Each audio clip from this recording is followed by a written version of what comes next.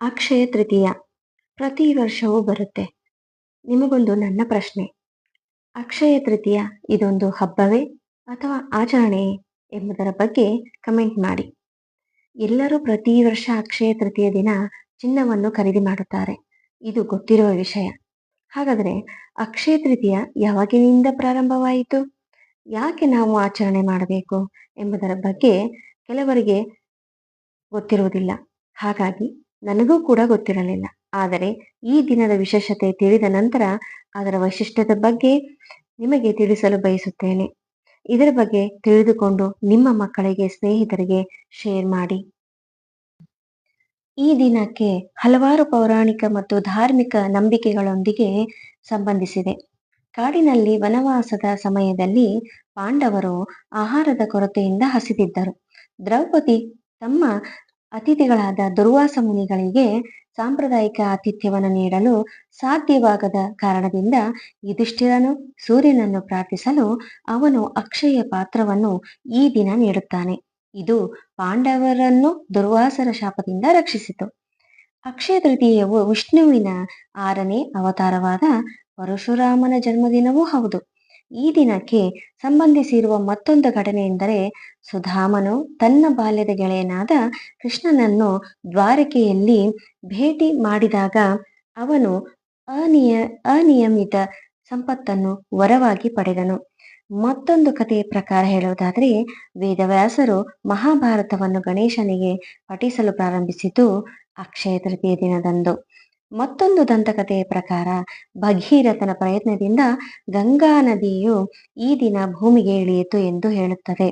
ಯಮನೋತ್ರಿ ದೇವಸ್ಥಾನ ಮತ್ತು ಗಂಗೋತ್ರಿ ದೇವಸ್ಥಾನವನ್ನು ಹಿಮಾಲಯದ ಪ್ರದೇಶಗಳಲ್ಲಿ ಚಳಿಗಾಲದ ಸಮಯದಲ್ಲಿ ಮುಚ್ಚಿದ ನಂತರ ಚೋಟಾಚಾರ್ ಧಾಮ್ ತೀರ್ಥಯಾತ್ರೆಯ ಸಮಯದಲ್ಲಿ ಅಕ್ಷಯ ತೃತೀಯದ ಅಭಿಜಿತ್ ಮುಹೂರ್ತದ ಶುಭ ಸಂದರ್ಭದಲ್ಲಿ ತೆರೆಯಲಾಗುತ್ತದೆ.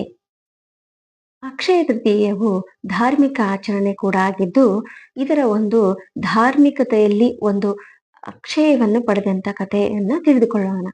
ಪ್ರಾಚೀನ ಕಾಲದಲ್ಲಿ ವಿಜಯನಗರ ಎಂಬ ಗ್ರಾಮದಲ್ಲಿ ಹರಿಹರ ಮತ್ತು ಲಕ್ಷ್ಮಿ ಎಂಬ ದಂಪತಿಗಳು ವಾಸಿಸುತ್ತಿದ್ದರು. ಅವರು ಬಡ ಸ್ಥಿತಿಯಲ್ಲಿದ್ದರೂ ಧಾರ್ಮಿಕ ಜೀವನ ನಡೆಸುತ್ತಿದ್ದರು. ಎಲ್ಲಾ ಪರ್ವದಿನಗಳನ್ನು ಶ್ರದ್ಧೆಯಿಂದ ಆಚರಿಸುತ್ತಿದ್ದರು. ಆದರೆ ಒಂದು ವರ್ಷ ಅಕ್ಷಯ ತೃತೀಯ ದಿನ ಅವರು ಬಡತನದಿಂದಾಗಿ ತಾವು ಮಾಡುವ ನೈವೇದ್ಯಕ್ಕೂ ಅಡಿಕೆ ಬೆಲ್ಲ ಸಿಗಲಿಲ್ಲ. ಈ ಸಮಯದಲ್ಲಿ ಲಕ್ಷ್ಮಿಯವರು ತಮ್ಮ ಕೈಯಲ್ಲಿದ್ದ 2 ಬಳೆಗಳನ್ನು ಅಡವಿಟ್ಟು ಅದರ ಹಣದಿಂದ ಅಕ್ಕಿ ಬೆಲ್ಲ ತಂದು ಶ್ರೀ ವಿಷ್ಣುವಿಗೆ ನೈವೇದ್ಯ ತಯಾರಿಸಿದರು. ಅವರು ಪೂಜೆಯನ್ನು ಶ್ರದ್ಧೆಯಿಂದ ಮಾಡಿ ಬಡವರಿಗೆ ಅನ್ನದಾನ ಮಾಡಿದರು.